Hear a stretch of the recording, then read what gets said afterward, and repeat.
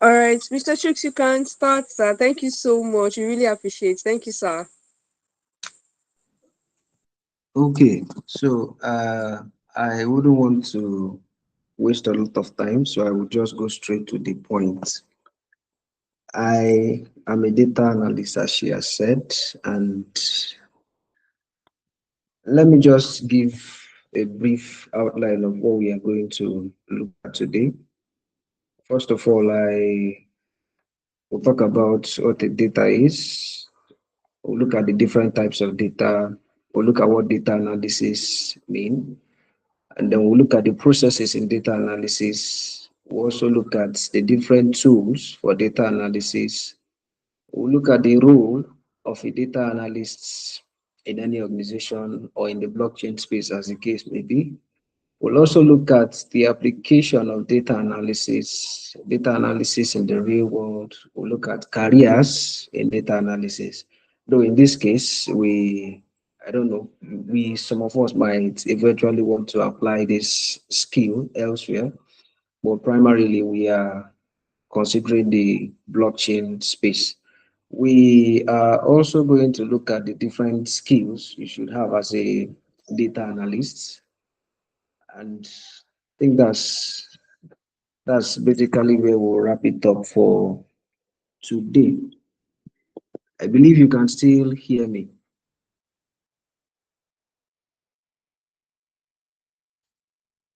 Can you still hear me? Yes. Okay. So let's start by looking at what a data mean. When we talk about data, we are talking about a collection of facts. We're talking about a collection of raw facts in its unprocessed form. They are usually not meaningful or useful on their own. It can either be a number, a text, an image, could be sound. That is just stored in your mind or anywhere. As long as it is still raw and not processed, it is called a data. Now, when this data has been processed or interpreted and then organized in a structured manner, then you can now call it an information. Okay, so a typical illustration is like, let's look at a farmland. Let's consider a farmland. You plant seeds in a farmland, and then at the end of the day, you get certain crops. Let's use corn or maize, as they call it, for instance. After harvesting corn, it's really not useful at that point until it is processed or cooked or roasted. It is from that raw state that you can now change it to maybe pap or your cornflakes or your, what was it called, tuwo if you are in the north. So corn or maize, at that point of harvesting it, is like a data. And then when you have now processed it, it now becomes information. This is just an illustration of what data is and how it is different from information.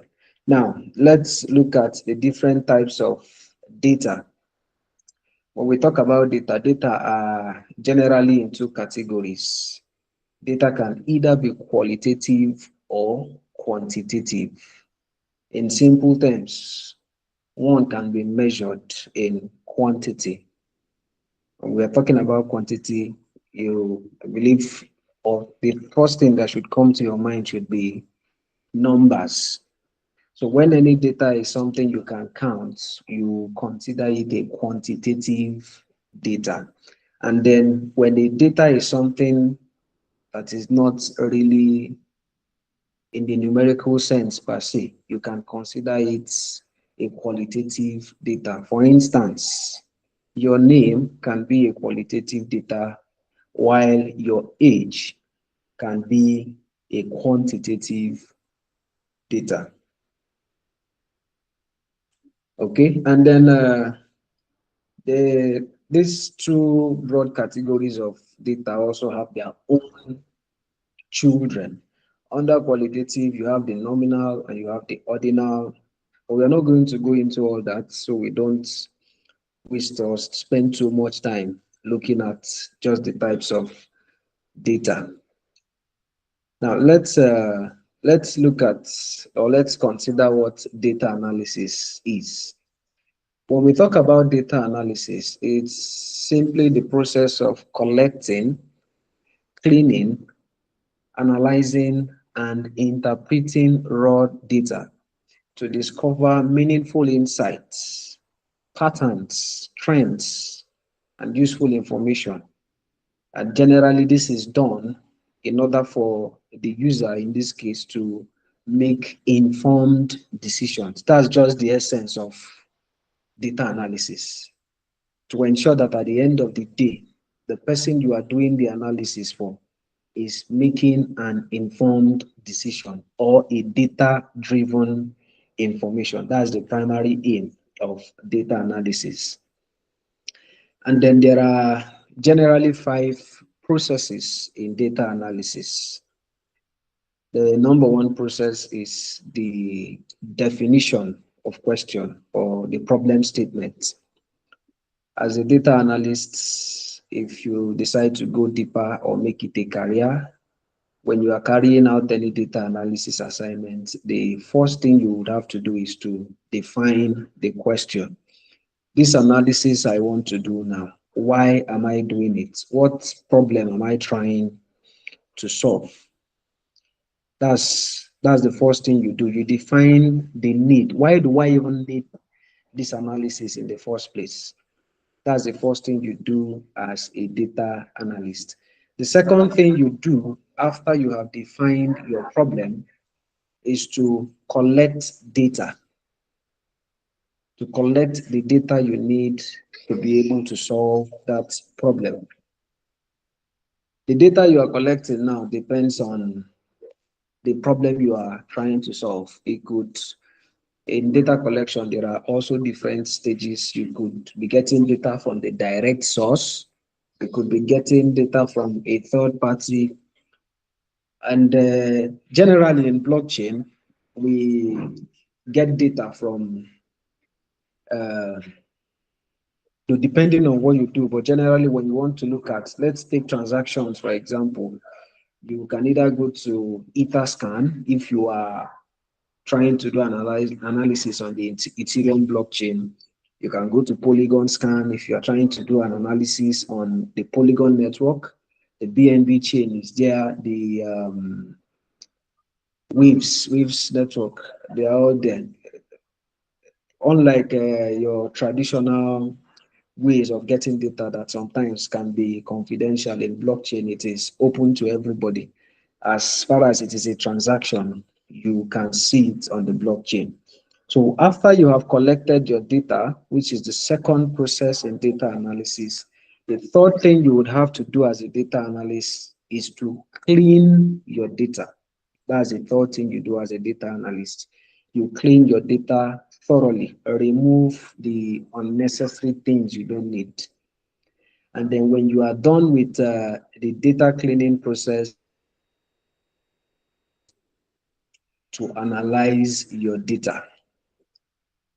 Can now begin to analyze your data. That's the fourth stage in data analysis.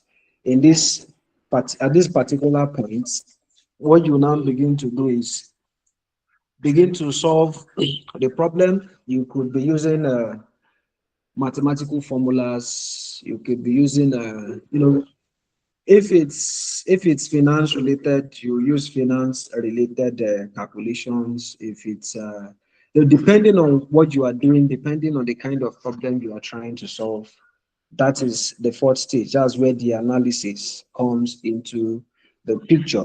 And then finally, when you are done with analyzing the problem, you can now begin to interpret the results.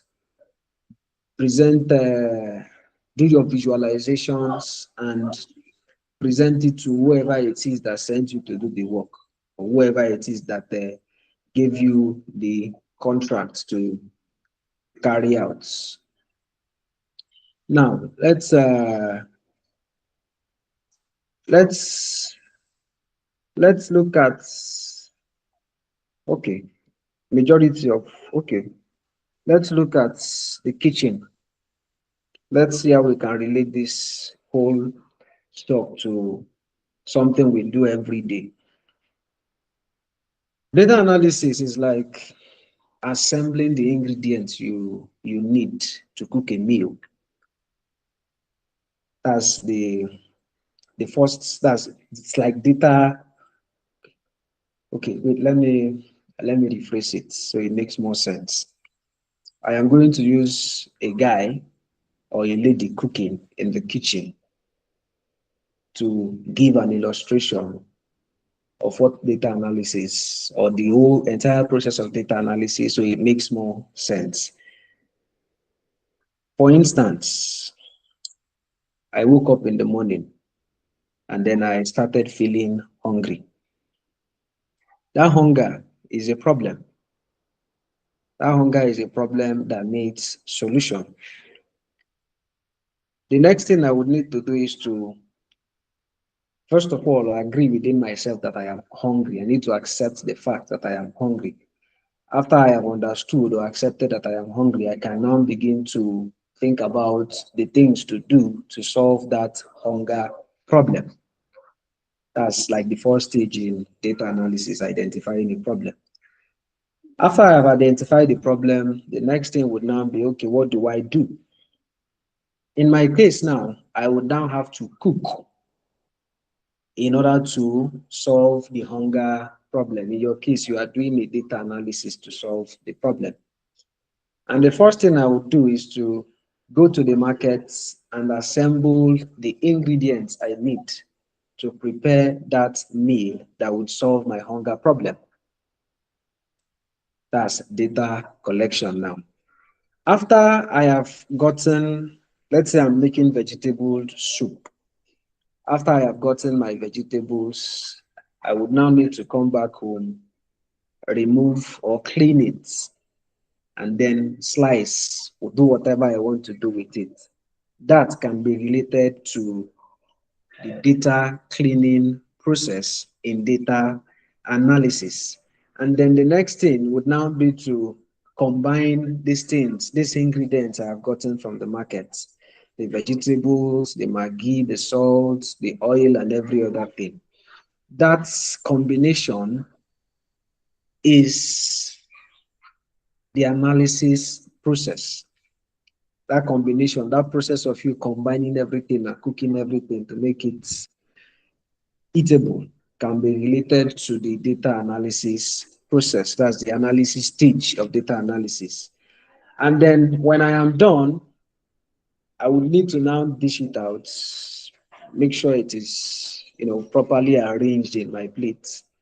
That can be likened to the last stage of data analysis, presenting your meal at the end of the day, or presenting your analysis at the end of the day. So at the end of your presentation, or at the end of your analysis, some important things you would need to do would be to make recommendations. You will have to make recommendations. If you were employed by somebody, let's say a project contacted you to do an analysis for them, you don't just do an analysis and give them the results. You are the experts. What did you find out? So generally, the last stage in data analysis would usually be to give recommendations after you have carried out the analysis process. Can you all still hear me? Oops, I know they talk to myself all this while. Hello? Yes, sir, we can hear you, sir. Okay. Okay. Now let's look at data collection broadly. In data collection, there are generally two levels, the primary level and the secondary level. When you are looking at the primary level, you are either carrying out an interview, you are either using a questionnaire, you are carrying out an experiment. But when you are looking at the secondary level, this time around, you are not getting the data by yourself. You will be getting the data from another source. Let's say if it's related to you want to carry out an analysis related to the population, for instance, you would have to go to the National Population Census database to get that data. Getting the data from an external source is considered a secondary form of data collection, or if you are getting it directly by yourself from an experiment, an observation, or maybe a survey or an interview, that is a primary source of data collection. Now, when we talk about data cleaning, if we are to look at it broadly, when they talk about data analysis, data cleaning is usually like the toughest part. Most times it takes up to about 60 to 80% of the whole data analysis process. After you have collected your data, you will now need to sit down in a place and begin to scrub the data as if you are scrubbing the floor. You will have to take out the irrelevant data. You have to take out the incorrect data. You have to fix structural errors. You will have to handle the data, those ones that are missing, you will have to fix them. You have to check for outliers. You have to make sure that your data is properly arranged in a standard format. That is what we do in data cleaning. Um, Data cleaning processes can differ depending on the tool you are using. There are different tools for data analysis. We'll still get there. So depending on the tool you are using, the strategy is generally the same. You have to remove duplicates. The ones that are not necessary, you remove it. If your data is incorrect, you look for a correct one. If there are errors, you fix it. So these are general standards or general principles for data cleaning. But how you now do it depends on the tool you are using for your analysis. And then when we talk about analysis, there are generally four kinds of analysis. There is the descriptive analysis. And in descriptive analysis, what descriptive analysis does is that it identifies what has already happened. For instance, if you want to analyze, okay, let's use store sales, for instance. You want to check how many customers visited the store. You want to check how much the store made in the past month. All those ones are descriptive analysis because you are just trying to know what has already happened based on the data you have. If you are looking at the blockchain, for instance, every record that has happened in the past, if you are now using it to, get information like which blockchain had the highest number of transactions. Okay, in this blockchain, which particular DEX had the highest number of transactions. That now would be a descriptive analysis because you are trying to know what has already happened. We also have the second kind of analysis, which is called the diagnostics analysis. What diagnostics analysis does is that it tells you why something has happened. Why descriptive gives you what has already happened, diagnostics tells you why something has happened. And then thirdly, we have the predictive analysis, like the word predictive would indicate. What it does is that it tells us what is likely to happen in the future based on the analysis you have carried out. And then we have the last one, prescriptive analysis. And then prescriptive analysis, it helps you, or is an analysis that involves you making recommendations for the future.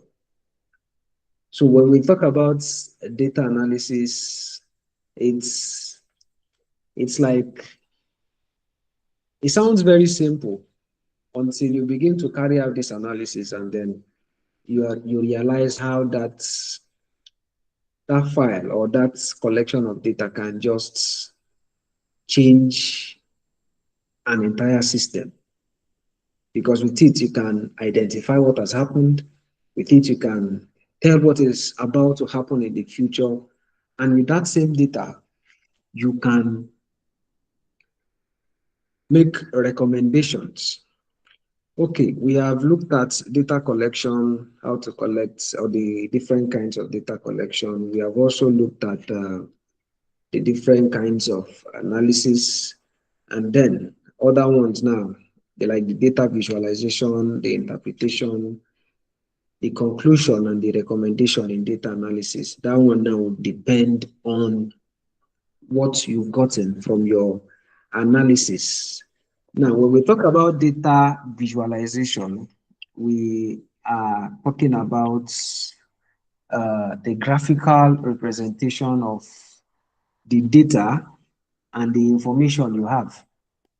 After you have done your analysis and you want it to be visual, you want your client to see what is happening, what you generally use is a visualization. It's in visualization that you have graphs, you have charts, you have maps, depending on what you want to achieve with your analysis.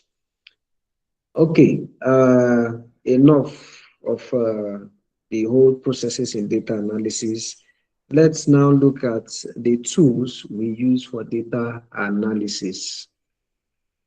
Generally, you need four kinds of tools. You would need a spreadsheet. You would need a business intelligence tool. You will need a tool to make queries. And then you would also need a programming language if you really want to carry out predictive analysis, automate your analysis processes and all that. So generally, there are different tools for these things. When we talk about spreadsheets, the Excel, Microsoft Excel is there, Google Sheets is there, Zoho Sheets is also there. So it depends on the one you are most interested in. What you are most interested in will now decide the kind of sheets you want to use. And when we talk about business intelligence, we are looking at tools like Power BI, Tableau. There is one called Blinkit. There's another one called Luca, I think. So these tools are generally used to create dashboards, for visualization of the analysis you have done. You can use this business intelligence tool to do data transformation. You can use it to do data cleaning. You can use it to format your data sets. And one beautiful thing about business intelligence tools is that when you create a dashboard with it, it's usually interactive. It's not static. You can interact with it. You can, let's say, for instance, you collected a sales or a blockchain data for the year 2024, and then you created a dashboard that shows you the important figures in that year with a business intelligence tool. Even spreadsheets can You can use spreadsheets to create dashboards and beautiful visualizations. I'm just trying to explain what interactive means. You can filter. Let's say you're looking at the year 2024. You can filter through months. You can see the transactions in months or even in days, depending on what you actually want to see. That's one beautiful thing about business intelligence tools and every other tool you use to create dashboards. Now, the third category of tool generally is used to create queries. All right, queries. You use queries to interact with your database. You have data, you have data sets, collection of data, and there is the database, like where your data sets are kept. And when we talk about writing queries, querying of data, we are looking at SQL. SQL for short means structured query language. Some people call it SQL. And it is a language, used to interact with a relational database management system. When we talk about a relational database, we are talking about a database where data rather is arranged in rows and column. Like I said before, a database is it's a collection of related info. Okay, what I explained was data. I also explained the data sets, collection of data, and then database is now the collection of a related data sets or information, and they are generally arranged in rows and columns. And then finally, you need a programming language. Okay, in structured query language, there are different platforms you can use to create structured query languages. That's SQL. There is Microsoft Server, there is Postgre, there is MySQL, and so many other platforms you can use to create your database and query that database. Now let's look at the programming languages. In data analysis, generally, there are two popular languages we use in data analysis. There is Python and then there is R. R is a programming language. These two are like the most popular languages we use in data analysis. Okay. Now let's look at what you will be doing as a data analyst. You can actually find this. You can just check your phone now and search for data analysis jobs, and you would find out the different job specifications or requirements and key responsibilities. But generally, when they place a request for a data analyst, they would always require you to have these skills or know how to use these tools we've talked about. You don't necessarily need to know everything, but at least it depends on the role. It depends on the role. But generally, you are supposed to know one of any of these things we've talked about. Like that's in the different categories, you have to know one at least. You need to know how to use one spreadsheet tool. You need to know how to use one business intelligence tool. You need to know how to use one tool or one platform to write queries, and you would also need to learn how to use one programming language. You can pick from either Python or R, but I would always recommend Python. R is basically for data analysis, but with Python, you can do so many other things. Even if you decide to move out of data analysis on the long run. Now, when we talk about the applications of data analysis can be used literally everywhere. As far as there is data, then there will always be a need for data analysis. You can use data analysis in the banking sector. You can use it in media and entertainment. You can use it in healthcare. You can use it in energy and utilities, in manufacturing, education, transportation. But one popular use of data analysis that we might all be familiar with is social media. And then you sometimes you wonder why you get certain kind of contents shown to you. It could be on Facebook or even on Twitter. What it does, what the system or what the algorithm does is that it takes data of the kind of things you view. It takes data of it collects data of the areas or the places you spend time the most within that platform, and then it studies that, or it studies your pattern, and with that it begins to give you information or give you content rather related to what you have spent time on. That's that's the practical application of data analysis. Okay, so what's data analysis? What can we use data analysis for in the real world? In the real world, I'm giving general uses now. We have I'm not talking particularly in the blockchain industry, but generally now. You can use data analysis to help businesses understand their target audience.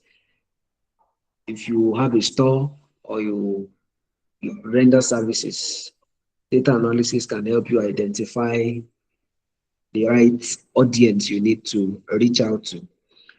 Data analysis can help you to reduce costs. Data analysis can help you develop new ideas and even innovative products. Data analysis can help you predict even future sales and the behaviors of your customer. Data analysis can, for instance, if you are carrying out a marketing campaign, data analysis can be very useful and effective in helping you identify the kind of marketing campaign you're supposed to carry out. There are so many applications and so many uses of data analysis in the real world, but this is just a few. Now, when we talk about career in data analysis, generally we would all follow the same paths, you know, learn the basic tools, Excel, and Power BI or Tableau, SQL, Python. But after all this, the next step would now be to, okay, where do I want to focus on as a data analyst? Some will decide to focus on business analysis. Some will decide to focus on just sports analysis. Some will decide to focus on financial analysis, depending on where their interest lies. Some will decide to be in the healthcare sector. Some will just decide to say, okay, me now, I just want to be entering data. I will just be a data entry officer. For me, I I'm actually applying data analysis in different areas apart from blockchain. I am also passionate about the automotive industry and the renewable energy industry. So these areas are also areas I am applying my skills. So, but for you now, it will now be left for you to decide where you want to actually apply this skill. It is when you have now decided now, then you can now focus on that particular area and then learn the terminologies and learn the things you need to know about data analysis in that field. For instance, if you decide to go into the blockchain industry, you will need to understand how blockchain works. You will need to understand how transactions, especially because that's like the general thing that happens on the blockchain.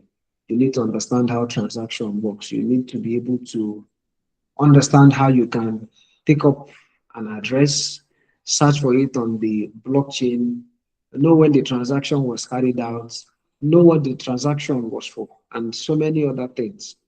So if you decide to go into blockchain analyst, those are the things you will need to look into and learn. You will need to understand how supply works. You will need to understand how staking works. Depending, all those things are or will be determined by your area of interest or where you are interested in. Now, when we talk about the skills you need to have as a data analyst, it is not just a data analyst in any other field. These skills are generally divided into two. You would need to have the technical skill, and then you would need to have a soft skill. When we talk about the technical skills in data analysis, we are just referring to the tools you need to know.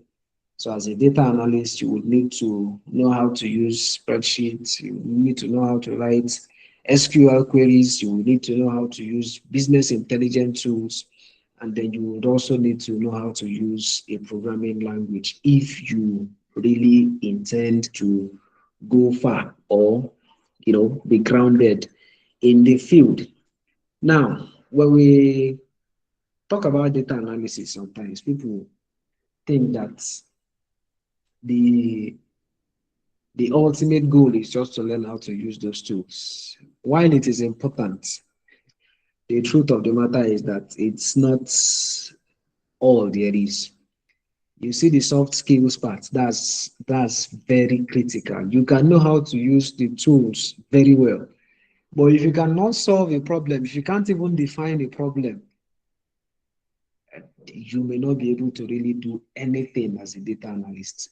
So if you are or if you have intentions of going into data analysis while you learn the tools, or while you gain the technical skills, you must also be intentional about the soft skills you should be acquiring. One of the most important soft skills. All soft skills are important, but based on experience, one very important skill is your ability to make presentations, your ability to communicate your findings properly. People underrate it, but it's a very, very critical skill because after you have carried out your beautiful analysis, after you have solved that very complex problem, if you cannot present your findings to your client properly, it becomes a very, very big problem. That days or weeks of hard work might just go to waste because you were not able to make your clients understand what you did. So when we talk about the soft skills, first let me just mention some of the soft skills you need to have as a data analyst. You must be able to pay attention to detail. You must be able to think critically. You must have a problem solving mindset. You should also be able to collaborate and work in teams. Data analysis might look soft until you hit a problem you cannot solve. That's when you realize that two good heads are far better than one. You will also need to know how to use your time properly. You must be able to tell story. That's a very important aspect of, or a very important soft. And then you just have to be curious. You just have to be desirous to learn and to know. So these are some of the soft skills you should have as a data analyst. Okay, so these are okay, or this is the summary rather of what, because we are actually supposed to look at data analysis techniques and tools, and these are what I have been able to come up with to share with you guys tonight. I don't know if you have any questions or if there are other things you would like us to look into tonight.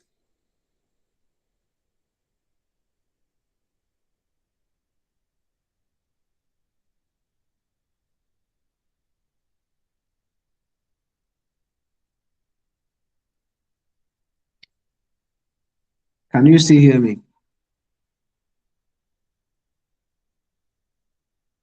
Yes, sir, we can. I can. Okay. So, are there parts you would like me to explain better, or are there things you didn't understand, or are there questions you have?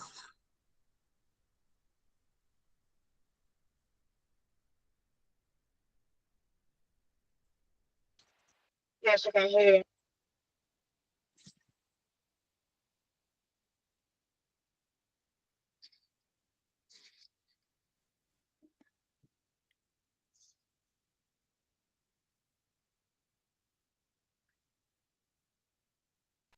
The class was perfectly summed up. Yeah. Okay, thank you for that. Seems like the moderator is no longer in this call.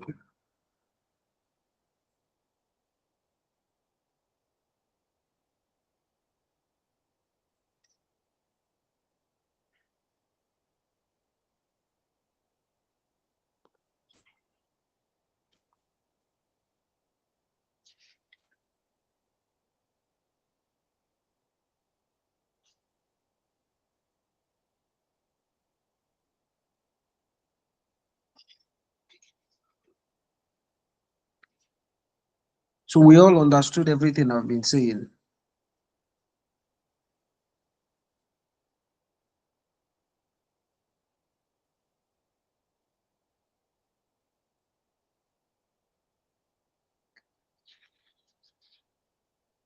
It makes perfect. Sorry, I didn't get you. Yes, sir. It makes perfect sense. There's no confusion. Okay.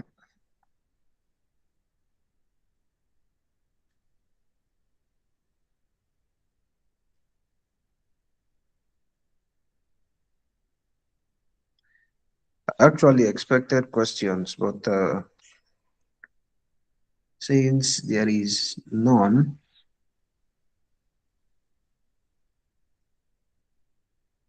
I guess we'll just have to wait for the moderator to come back.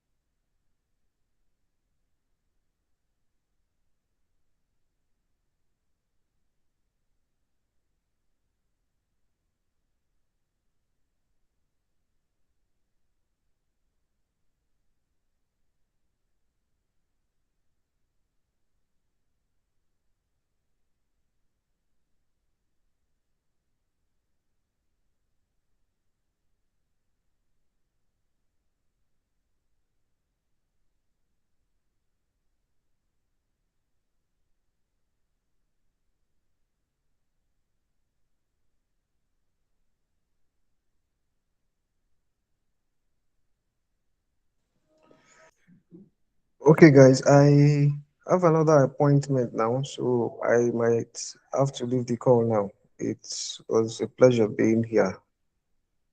Thank you.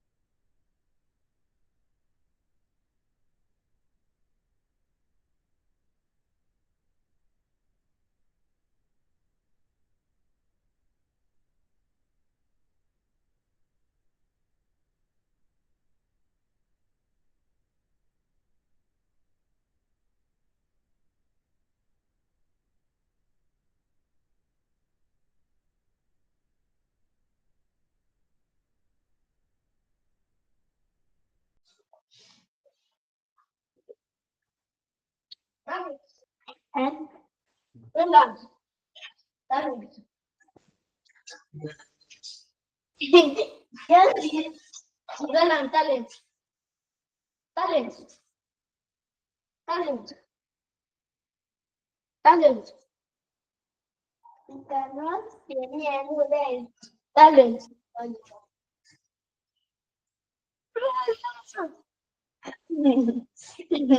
Where do you get it? Let me give you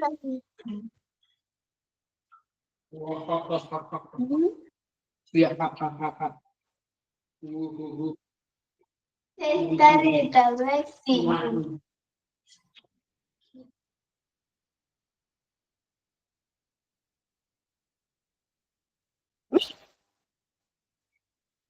Go inside your room, let us Look see. at him there. Oh, this house, oh, Jesus. What can't let this one? Baby, good. Okay.